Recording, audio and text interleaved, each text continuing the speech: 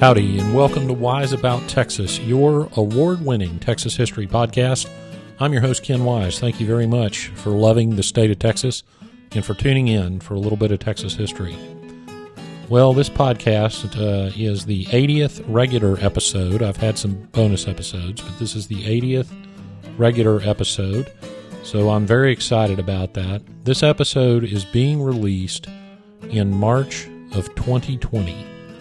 And we are in the middle of the coronavirus pandemic. Now, I don't know when you're going to listen to this episode, but people years from now, if they do hear this episode, will know the coronavirus pandemic of 2020 as history, and I'm curious what they'll think. But we are right smack in the middle of it, and in an effort to preserve a little bit of what's going on at the time, I will tell you that we are in the state of Texas, we are under an emergency order that has prevented restaurants and bars from being open to large groups. Takeout service is available. People are under work from home orders, including the Court of Appeals on which I now sit. We are working from home to the extent possible. Luckily, we are online, so the court system continues to function, at least at the appellate level. But everybody is buying lots of groceries from the grocery store. There seems to be a run on certain items. The obvious ones, hand sanitizer, soaps, disinfectant wipes. The not-so-obvious ones, toilet paper. Not sure why everybody's buying that. But anyway, there's a little rundown on where we're at as I record this episode. But this episode is also being released between the 184th anniversary of the fall of the Alamo and the 184th anniversary of the Goliad Massacre. So we are also right in the middle of the high holy days of Texas history, and it has been incredibly busy. As regular listeners of this podcast know, I'm now teaching a history and government class at Houston Baptist University, which has been incredibly fun. Very rewarding. It's been a ton of work. I've had the privilege of hosting a couple of events at Houston Baptist University where I got to interview some very interesting people live. One was author Stephen Harrigan in connection with his new book, Big Wonderful Thing, released last year in 2019 to great acclaim. And we brought him to Houston Baptist, and that was a lot of fun. And I've gotten to interview him a couple of times about that book. It's been great. Another was TV personality Brian Kilmeade, who is not from Texas and not really a historian by training, but has written a book called Sam Houston and the Alamo Avengers, which is an interesting book and a good attempt on the part of somebody not from Texas to spread the word about the story of the Texas Revolution 184 years ago, when the George Barber Bush Foundation and Houston Baptist were nice to invite me to conduct that interview. I've presented a paper at the Texas State Historical Association annual meeting, which was fun and thankfully was not canceled, occurred before this coronavirus outbreak. That paper discussed the Court of the District of Brazos, which is something I'll do for an episode. I've mentioned it a couple of times in different episodes, but that paper will be published in the Texas Supreme Court Historical Society Journal this summer, so you can look for that. So my workload on the history front has definitely been testing my love of Texas history, but we're making it.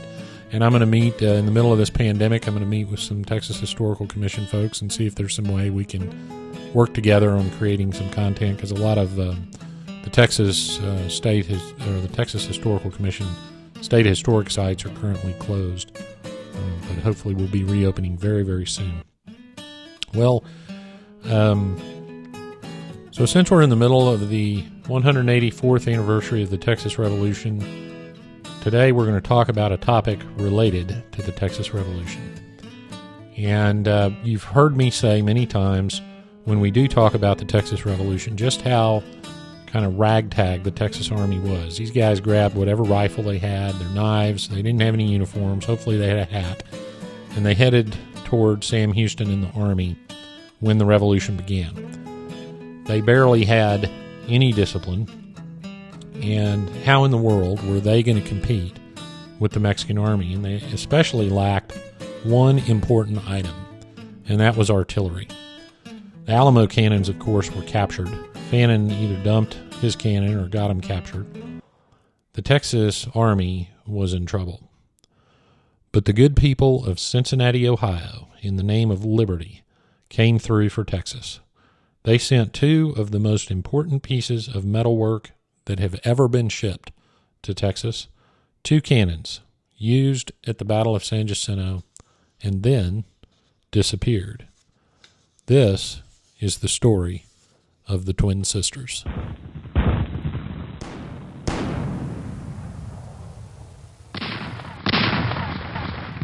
Let's begin this story during the second week of March 1836. That's when Sam Houston traveled to Gonzales to take over command of the Texas Army. Now, the Alamo had already fallen, and they knew the Alamo had fallen, but they didn't understand exactly what had happened until during this same time, Susanna Dickinson, her infant child, and William Barrett Travis's slave Joe appeared on the scene to describe what had happened at the Alamo.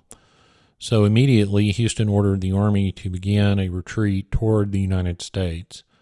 And the citizens dropped what they were doing, literally, and began to run away. And then we call that the runaway scrape, as they grabbed what they could and fled the advancing Mexican army. Word was also sent out for volunteers to join the army, which did occur as Houston took the army to the east.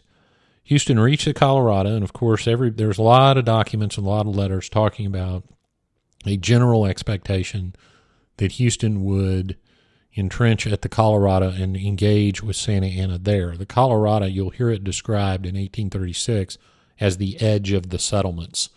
And so the Colorado was thought to be a defensible line. Houston, of course, did not do that.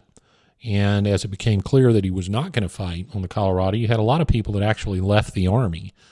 And so that the size of the army was greatly in flux during this time. Well, while all this is going on, the people of Cincinnati, Ohio, were holding meetings to discuss the Texas question. And the good people of Cincinnati decided they wanted to aid Texas in her fight for liberty. So they had a meeting and they formed a committee, and they decided that they could help the cause of Texas independence by sending what they called hollow ware to the Texas Army. In other words, cannons. So the group came to be known as the Texas Committee, or the Friends of Texas. And there was a guy in Cincinnati who owned some land in Texas named Nicholas Clopper. And so he certainly had an interest in Texas independence and keeping the settlers there. So there was a resolution offered by the committee to support Texas. So the cannons they were going to send were forged, and you see all kinds of names, and this is one of those examples of where history gets quoted and misquoted and differently quoted, etc. But the sources all say that the firm of Chase and Seymour forged the cannons, or at least assisted in the forging of the cannons. That another firm named Hawkins and Tatum might have done the initial forging. I saw the name of a blacksmith and carriage manufacturer named Bruncia Cassett, who may have made the carriages. And then another man named Greenwood, who owned another forging company, made some ammunition for the cannons. So whomever made them, however they were made, they made their way to Texas. And they were received at New Orleans by one of the agents for Texas named William Bryan. And he wrote a letter to the governor and to the general council, the provisional government of Texas. And he wrote this letter in March. And he notified the government that he had received the two cannons from Cincinnati, that he had officially received them in the name of Texas, and presented the thanks and gratitude of the government to the members of the committee from Cincinnati. So that was all good. The schooner Pennsylvania shipped the guns from New Orleans to Texas, and they arrived at the port in Velasco in late March. And here's where a story allegedly occurred that ended up naming the cannons the twin sisters. They were members of the Rice family. A New Orleanian named Charles Rice had twin daughters, Eleanor and Elizabeth. They were 8 years old. Rice was a doctor, and he ended up eventually moving to Texas permanently. But apparently the cannon got off the boat, and so did these little 8-year-old twin girls. And so the citizens assembled, excited obviously for the receipt of the cannons, asked the girls to make a speech as to kind of commemorate the occasion and sort of present the cannons to Texas, which they did. And someone reportedly said, there they are, two sets of twin sisters, meaning the actual Rice sisters as well as the cannons. Now, there aren't any sources for that story. It's a good story. But the Rice family definitely records that story as part of their family history. The first time we see the term in official Texas documentation is a letter from President Burnett to the committee in Cincinnati thanking them for the cannons, and that letter was written after San Jacinto in July of 1836, and he calls them the twin sisters. Sam Houston also called them the twin sisters. He actually gave a speech to the U.S. Senate in 1859 where he refers to the 6-pound cannons as being called the twin sisters. So however they got the name, that's what they were called. And off they went to find the Texas Army. They actually left the cannons on the Pennsylvania and sailed back to Galveston. They transferred the cannons to the schooner Flash. We talked about the schooner Flash in episode 51 and its service to Texas. One of the things that it did, of course, very significant, was shipping these cannons. So the Flash took the cannons to Morgan's Point, James Morgan's plantation, the town of New Washington, which was there on the point, and they were then loaded onto the Ohio for a trip up Buffalo Bayou to Harrisburg. They arrived at Harrisburg and were loaded onto ox carts and sent to the Brazos River to meet Houston and the Army, which they did at Jared Gross's plantation on April 11th, 1836. And you can bet that the Army was overjoyed to receive these cannons. Now, at this time, Houston had camped across the river, on the west side of the Brazos from Gross's plantation. He crossed the Brazos on the Yellowstone, knowing that the river's height would make it impossible to do so later, and by doing so left the rising river, between he and Santa Anna's army. And he took the opportunity while in this area to train the army and try to instill some discipline. And then when they crossed to Gross's plantation, they received the cannon. So things were certainly looking up, although there was still considerable tension around the fact that Sam Houston was, in the perception of those that were wanting to fight, Houston was retreating rather than standing strong against the Mexican army.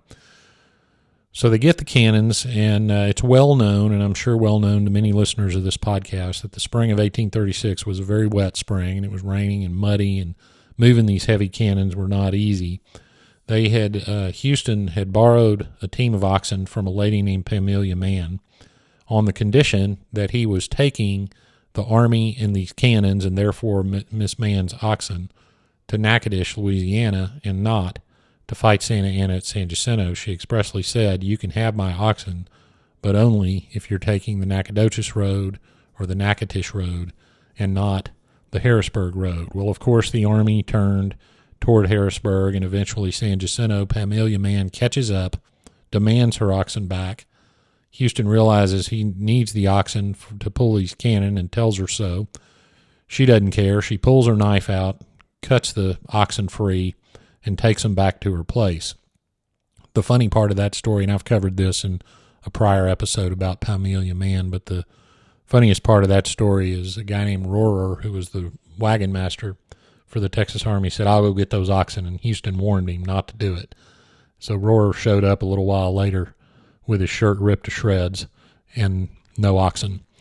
Anyway, they managed to get the cannons down, and it ended up at San Jacinto. They had to float them across Buffalo Bayou on rafts made from the boards of Isaac Batterson's house.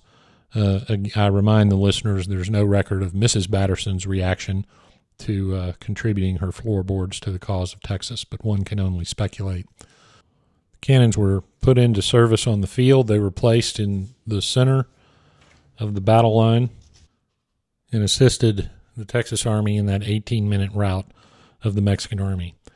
There was a narrative of the battle written by an individual who was in the across the river from the battle, a guy named Robert Hancock Hunter, and he talked about hearing the cannon fire and how the Mexican cannons were louder. And he talked about, he says about 3 o'clock in the evening of the 21st, we heard a cannon fire, and another, 3 in succession. And then they stopped, and then he says something funny. About 2 minutes, another fired, and the little twin sisters commenced. They popped like popcorn in an oven, and we could hear the small arms very plain.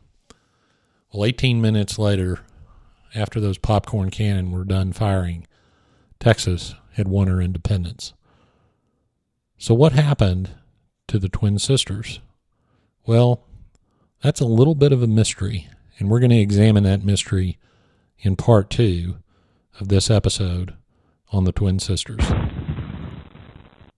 Now we come to the part of the episode I call Getting There, and I mentioned at the very beginning of this episode that all the state historic sites are currently closed. This episode's coming out in March of 2020. By the time you hear this, maybe they'll be reopened. We certainly hope they will, but the San Jacinto Battleground is a place that every lover of Texas should go, no matter what your interest in actual history is. That's the place where the twin sisters sat on that field, popping like popcorn, and contributed significantly to Texas independence. I also found the old Chase and Seymour Foundry in Cincinnati. It's described in an 1800s article as being on the north side of 5th Street between Elm and Plum. Well, according to my map, that's now the site of the Duke Energy Convention Center in Cincinnati. So if you go to a convention in Cincinnati at the Duke Energy Convention Center, be sure and tip your hat to the fact that that piece of ground contributed very significantly to the cause of Texas independence. Well, that wraps it up for part 1 of this episode's on the twin sisters. In part 2, we'll examine what happened to the twin sisters to the extent we can determine it. Please give the show a follow on Instagram and Twitter at WiseAboutTexas. Go and like and share the Wise About Texas Facebook page. And for those of you who are hearing this episode during the actual coronavirus situation, shoot me an email, host@wiseabouttexas.com, and I'll let you know some good Texas history books to read while you're in quarantine. Thanks again for tuning in to Wise About Texas. Go out and do something for Texas today. And until next time, God bless Texas, and we'll see you down the road.